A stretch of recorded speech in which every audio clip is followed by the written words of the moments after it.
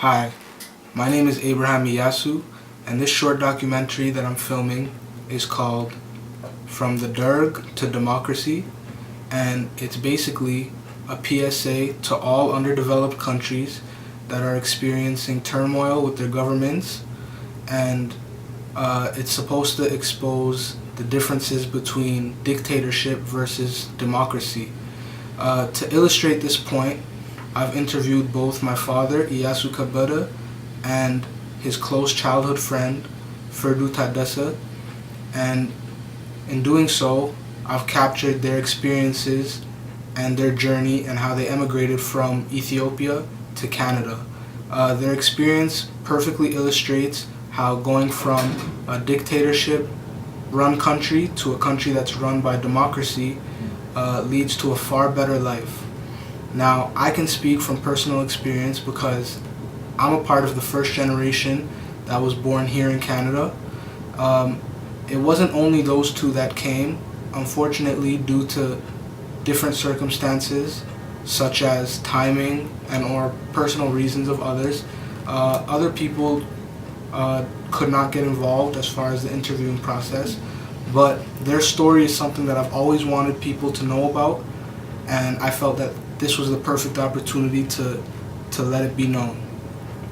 I went to go interview my dad, Iyasu, and his friend, Ferdu, to gain a better understanding of how the transition from living in a country governed by dictatorship to one governed by democracy improved their lives.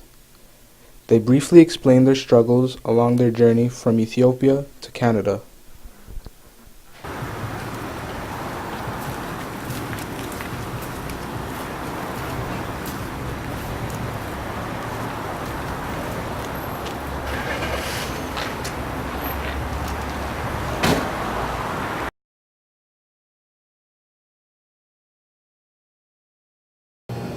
Unfortunately, it was a chaos, a civil war in Ethiopia.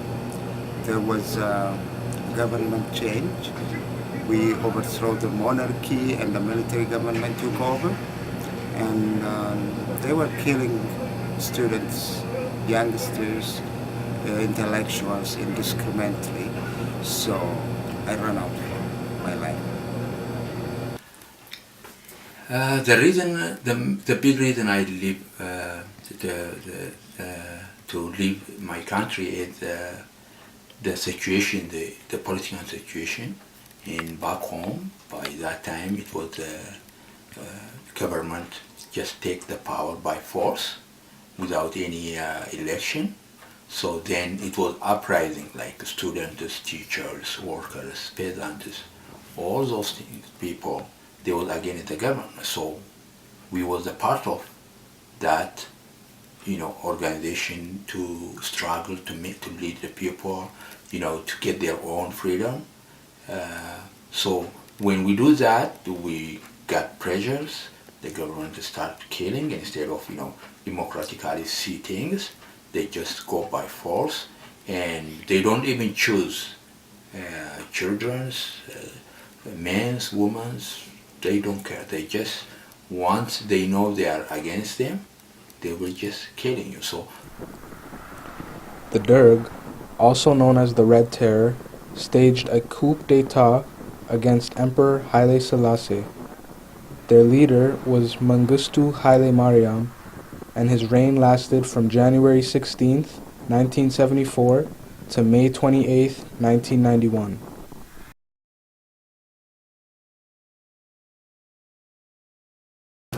It's a long story. It's going to take, years. It's something that happened in a total of 5 years. But to make the long story short, we left Ethiopia and we joined a liberation front called the WSLF, Western Somali Liberation Front. From there to Hargeisa, Somalia. And we were imprisoned in Somalia for a total of 5 years just for crossing the border. From then, after 5 years, the government of Somalia accepted to give us to the United Nations which in turn allow us to come to Canada. It was about 16 of us. So in August 11, 1982, we came to Canada, Toronto. The way you say it is not something you can just say in a short thing, but it was really a lot of up and down things, and it's not easy thing when you leave your own country and people, and you crossing the border to another, government and another people. You don't know what you're gonna face. Okay, you don't know, because you can end up in prison. You can be killed. We take all those risks, and yes, what we go through, we didn't enjoy it, but because of what we believe, it's make us strong to go through, and we did. So I can't explain a lot of things by a short time. It's big stories. Maybe one day somebody is gonna wrap it up everything and make it big story, but it was a lot of up and down. But I want to make clear, when we say we have a problem, we have to go through a lot of hell things. I'm not blaming any peoples. Peoples is people. Ethiopian people, Somalian people, Canadian people, wherever we are. But every wrong thing that happens is from the government.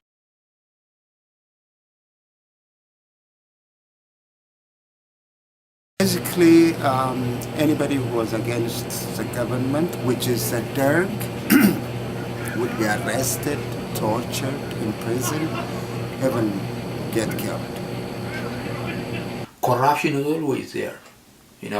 I can't, say what kind of corruption is, but when you don't have any democracy, it's a lot of things can be going on there. So shortly, that's the way I can answer. The civil war caused by the Derg resulted in roughly 1.4 million casualties.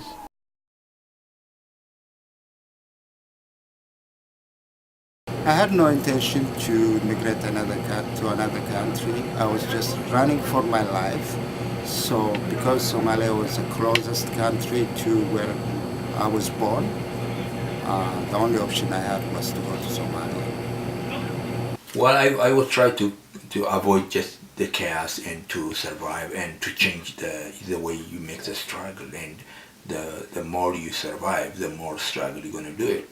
So that was my plan, but I wasn't planning I'm going to end up where I am today, but through the process it's happened, and that's the way I end up here.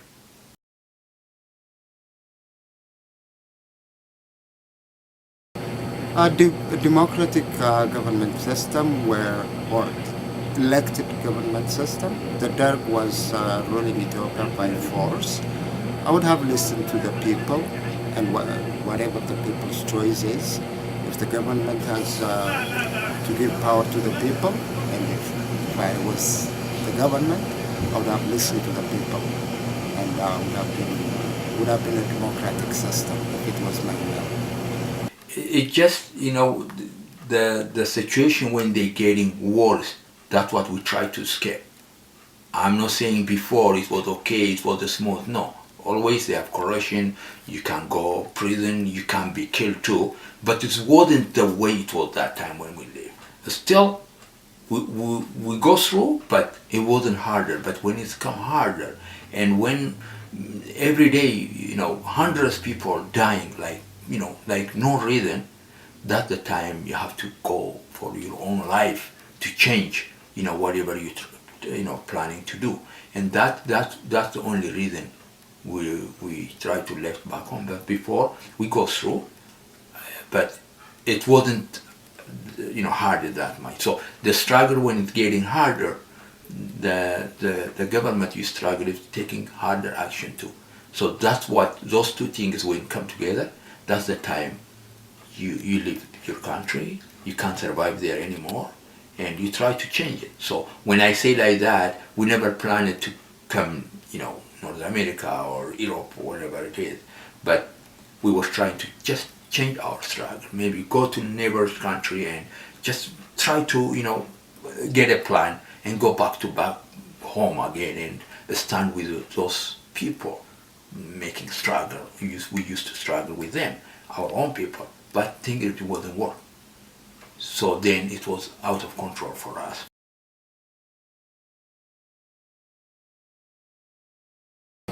A democratic government system or elected government system. The Derg was ruling Ethiopia by force. I would have listened to the people and whatever the people's choice is. If the government has to give power to the people, and if I was the government, I would have listened to the people, and would have been a democratic system if it was my will. For me, if I got that chance, I should say democracy is the best thing to do, and people have to do whatever they like, and they have to choose their own leaders. Even if we talk about the government, they have to have their own government, and they have to replace when they want. If they say today, hey, we test you, you are not good for us, let's try somebody else. They have to come with their own decision. It's not such thing as say you can't say, oh, we got the power, so you know what, I'm your boss now, let's just go. It doesn't work. So that's why I say for everything development, for your right, I think democracy is the best.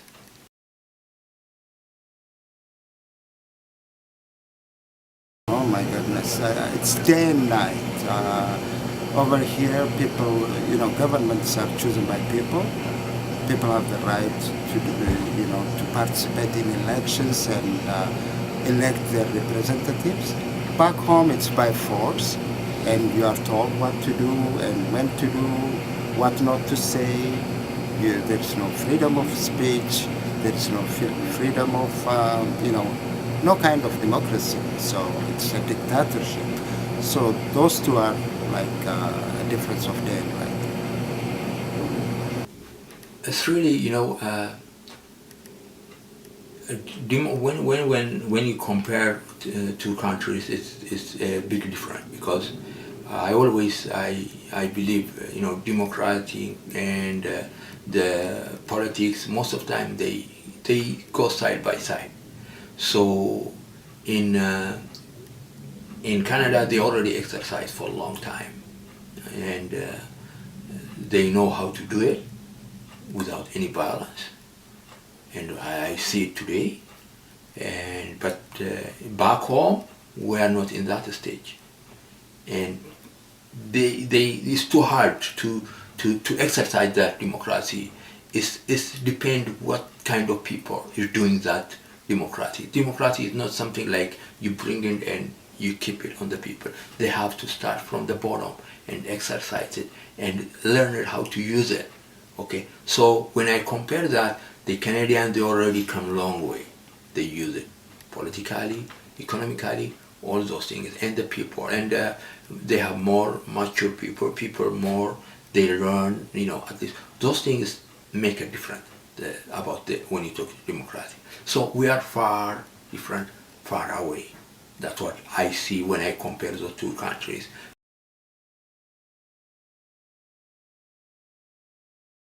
Fuldo is my best friend. We grew up together. I know him since birth. We went to kindergarten together. We grew up together. We went to Somalia together. We came to Canada together, and we are still friends. Besides, we are related by marriage. He's my uncle's. My uncle is his godfather. We grew up together. So many relationships. He's like my brother. You know what? With Yasu, we know from the beginning. When we are a child.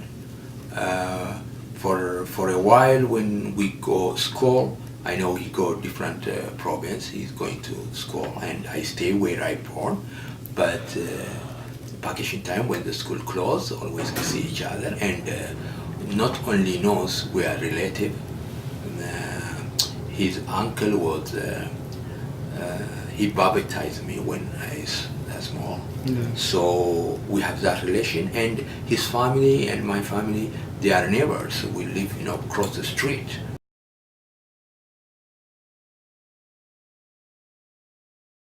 was kind of cultural shock.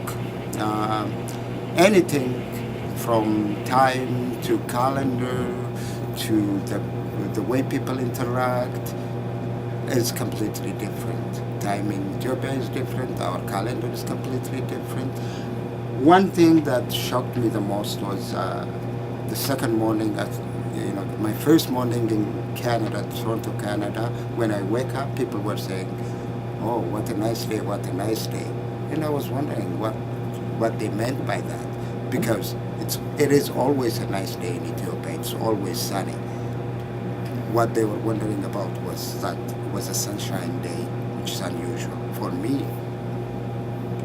Every day is a sunny day back home. So the VRI student ID at the VRI. This is in '85. It's 2 years after I came, 3 years after I came here. And this is when I graduated from the VRI, 1987.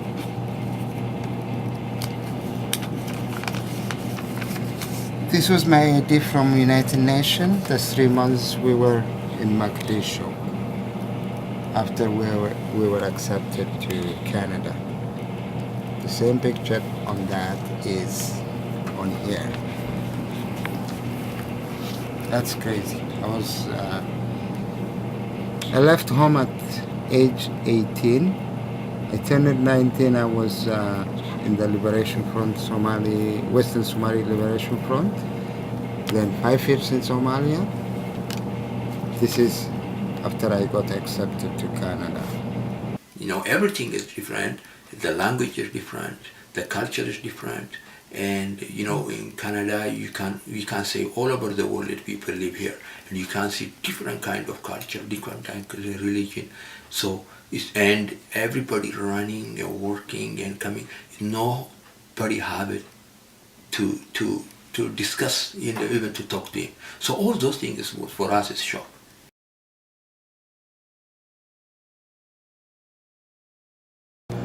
I don't think so. It would be, mind you, I still have my parents and my family there. Home is home, but this is my second home, and I can't tell you enough how much I love Canada. They're my saviors. It would be difficult. I'm kind of spoiled. I took, the little things for granted. Living in a third world country would be difficult now, since I lived here almost double than what I lived in Ethiopia.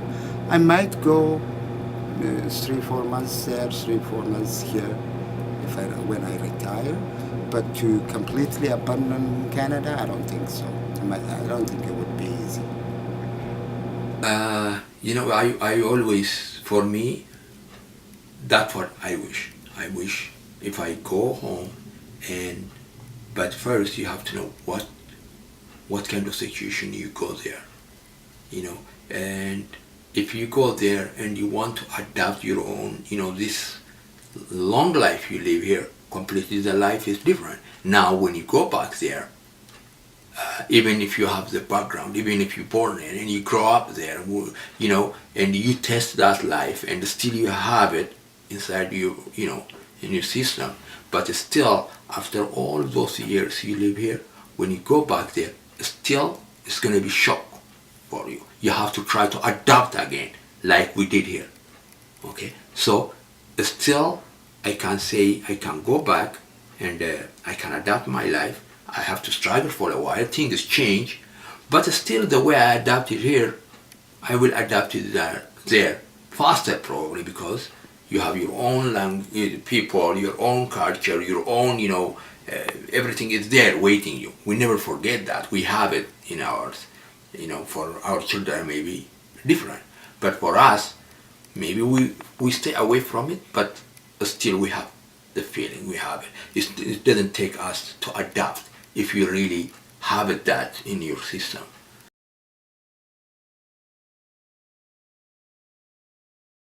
In democracy, you have your saying, you can say your mind, and you can do whatever you want to do. You can be whoever you want to be.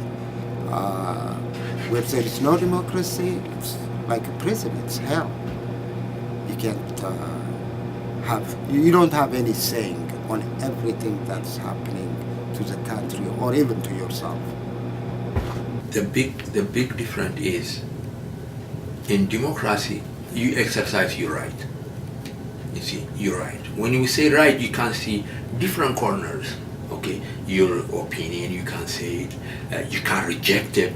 If you see something wrong, you can say, no, doesn't work. It should be this way. And at least at a democracy, somebody can listen to you. People can listen your ideas. You can bring your ideas, exercise it, and you can put it in people's mind, and you can create like people to take that idea. Countries with dictatorship governments are known to have a history of instability, troubles with law and order, and no regard for human life. Democracy, on the other hand, is appreciated for its quality of involving people in the decision-making process regarding how their country is governed.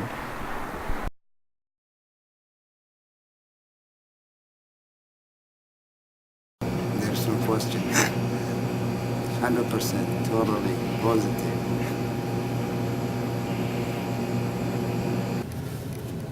Definitely, because the standard life is completely the way I explained before. Is different. You can't compare like Canadian lifestyle and Ethiopian lifestyle. We just they have big gap as well developed country, Canadians, and everybody have at least a better life here, and they have a rich country, and they are rich, and they are well educated. So all those things, when you put it together, you can't compare with Ethiopians. Ethiopians just a third world country, and they just try to just develop.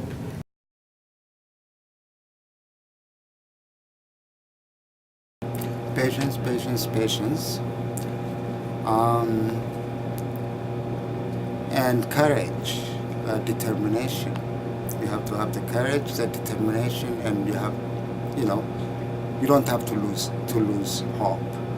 Always keep hope alive, and you can change things. Things do change. Miracles do happen. What I miss from my country, and always every day I can say I remember until now, is the social life. Back home, it doesn't matter if you are poor, it doesn't matter if you have things or not.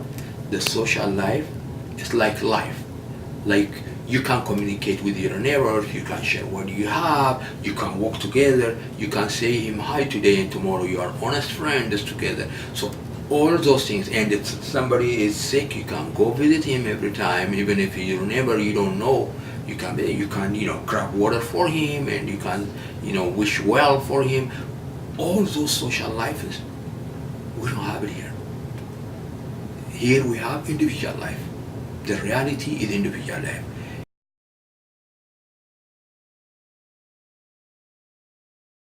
I would like to clear up the misconception that Ethiopia is the poorest country, messy country, it's not a clean country, starvation. We are always, when people hear Ethiopia, all they remember is the starvation that once happened in Ethiopia. The main problem is mismanagement. The south part of Ethiopia alone could feed the whole population of Ethiopia. Evergreen land, all kind of resources. Coffee. We are the first coffee drinkers. Coffee grows wild in Ethiopia. Every neighborhood in the south at their backyard have a coffee plant that just grows by itself. Very fertile land, evergreen. The Nile starts from Ethiopia and feeds the Egyptians and so many other African countries. It's a resourceful country, gold, cattle, everything. But the only misconception the outside world have is they consider Ethiopia a very bad starvation country, which is not true. That only happened once, but there are a lot of resources. Would there have been a good government? Okay, thank you. You're welcome. But it's just when, so far until I live here in Canada, what I see for Ethiopians, especially what they write down on the first page, always, is disaster and hunger, those kind of things I see in the first page. And real Canadian people, born here, grow up, they have well-educated people. If you ask about Ethiopians, all those starving people, that's what they got the answer. And that's wrong. That thing have to be changed. Because first, instead of putting that disaster thing in front of page, they have to at least explain where it's come from, how it's come, why thing is happening. Then the story is going to be changed. And also, when about Ethiopians, when we write down that day what happened, that disaster, that year, whatever time it is, we have to put the other back and say, what will Ethiopia is before that moment?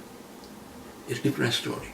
But nobody explains those kind of things. So what I want to just people know is always when we're talking stories or about countries, democracies, always they have two faces. Always when you talk about bad things, always good things is there too. The journey of my father, Iyasu Kabuta, and his friend, Ferdu Tadassa, illustrates how the use of democracy in governing a country is superior to that of any other. By emigrating to Canada, a democratic country, both were able to start a family. I am a part of the first generation born in Canada. Eleni, who helped me shoot the documentary, is Ferdu's daughter.